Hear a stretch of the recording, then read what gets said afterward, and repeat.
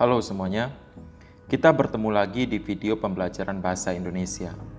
Pada video kali ini kita masih membahas teks berita dengan fokus materi pada kaidah kebahasaan. Pada video sebelumnya, kita sudah mempelajari struktur teks berita. Di samping memiliki struktur, teks berita juga mengandung kaidah kebahasaan. Kaidah kebahasaan terkait pada tata bahasa Indonesia yang baik dan benar tercakup di dalamnya tata kata dan tata kalimat. Ada 8 kaidah kebahasaan yang perlu kamu ketahui. Yang pertama, bahasa baku. Yang kedua, verba mental. Yang ketiga, konjungsi bahwa. Yang keempat, kalimat langsung. Yang kelima, adverbiah atau kata keterangan. Kata keterangan yang kita pelajari dalam teks berita ini adalah kata keterangan waktu dan tempat.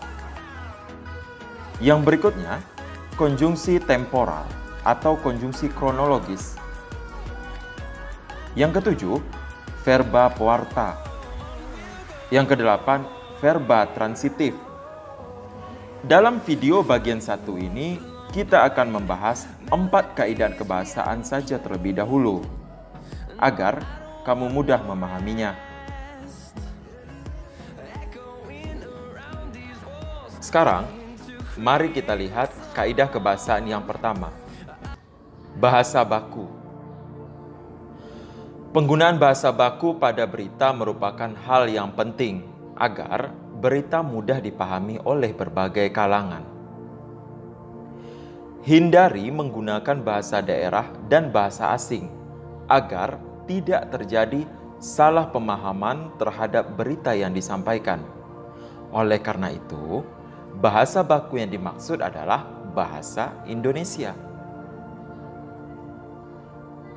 Mari kita perhatikan contoh berikut ini. Nah, kita lihat kalimat berita yang pertama. Aktivitas Gunung Sinabung mulai terlihat sejak sore kemarin. Kalimat ini adalah kalimat tidak baku. Kenapa tidak baku? Karena menggunakan kata aktivitas dengan huruf F. Nah, bentuk baku dari kalimat tidak baku tersebut adalah aktivitas Gunung Sinabung mulai terlihat sejak sore kemarin. Nah, kalimat ini sudah menggunakan kata baku, yaitu aktivitas dengan huruf V. Kemudian, kamu tentu bertanya, dari mana saya bisa menemukan kata baku dan tidak baku tersebut? Nah, kamu bisa melihatnya di Kamus Besar Bahasa Indonesia atau KBBI. Kamus tersebut bisa kamu download di Play Store. Sekarang kita lihat kaidah kebahasaan yang berikutnya. Verba mental. Verba mental atau kata kerja mental adalah kata kerja yang berkaitan dengan kegiatan pikiran. Jadi, kata kerja ini dihasilkan oleh pemikiran. Ya. Kemudian, kata kerja mental tidak terlihat tindakan fisiknya. Kata-kata yang dimaksud seperti berencana, memikirkan, berharap, membayangkan, mencurigai, dan lain sebagainya. Sekarang kita perhatikan contoh kalimat yang mengandung verba mental. Perhatikan kalimat berita berikut. Pemerintah berencana membangun bendungan di beberapa daerah. Nah, verba mentalnya adalah kata berencana. Kalimat selanjutnya, polisi mencurigai masih ada pelaku lain yang terlibat dalam kasus ini. Nah, bagian yang merupakan verba mental adalah kata mencurigai. Selanjutnya, konjungsi bahwa. Apa itu konjungsi bahwa? Konjungsi bahwa berperan sebagai penerang kata yang diikutinya. Konjungsi ini digunakan dalam pengubahan bentuk kalimat langsung menjadi kalimat tidak langsung. Mari kita lihat contoh penggunaan konjungsi bahwa ini di dalam kalimat. Rio, ketua tim SAR Bulukumba, menyatakan bahwa anggota tim SAR telah bekerja siang malam agar proses evakuasi para korban cepat selesai. Perhatikan contoh yang kedua. Aini mengatakan bahwa produknya mampu bersaing dengan produk-produk impor.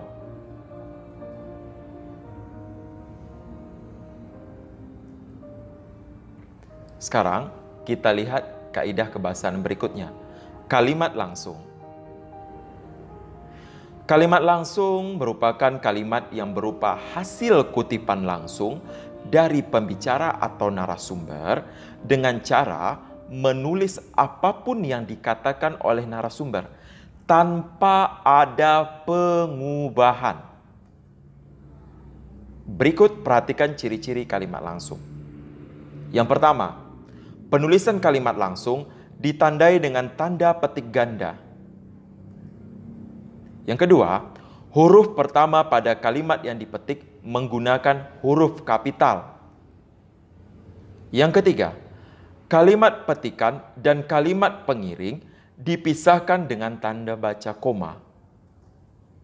Yang keempat, kalimat langsung yang berupa dialog berurutan seperti yang ada dalam teks drama harus menggunakan tanda baca titik 2 di depan kalimat langsung. Yang kelima, pola susunan. Nah, ada beberapa pola susunan di dalam kalimat langsung. Yang pertama, pengiring, kemudian diikuti dengan kutipan. Yang kedua, kutipan, selanjutnya diikuti dengan pengiring. Bentuk yang ketiga, kutipan terlebih dahulu, kemudian pengiring, kemudian diikuti dengan kutipan lagi. Ciri yang keenam, cara membaca pada kalimat kutipan, intonasinya sedikit ditekan. Contoh, kami bekerja siang malam agar proses evakuasi para korban cepat selesai. Ujar Rio, ketua tim SAR Bulukumba, pada hari Senin, tanggal 5 November 2017. Nah, yang jadi pertanyaan, di dalam kalimat langsung ini, mana yang bagian pengiring dan mana yang bagian kutipan? Nah, coba kamu perhatikan. Kalimat yang berada di dalam dua tanda kutip ganda atau dua tanda petik ganda, nah itu disebut dengan kutipan. Kalimat pengiringnya yang mana? Nah, kalimat pengiringnya adalah ujar Rio, ketua tim SAR Bulukumba, Senin 05 November 2017. Itu merupakan pengiring.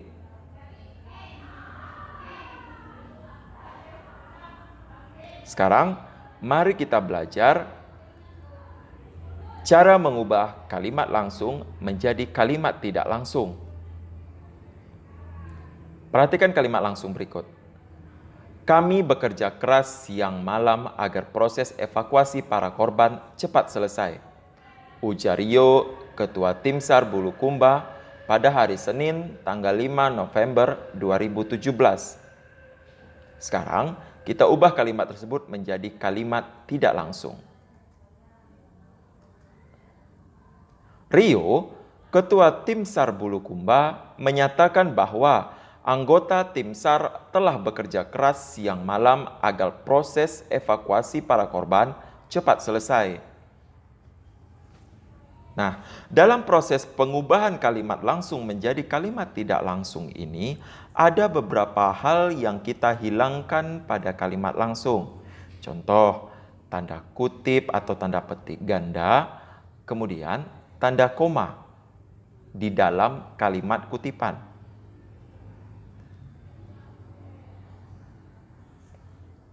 Sekarang, pada kalimat tidak langsung, kita menggunakan verba mental dan konjungsi bahwa.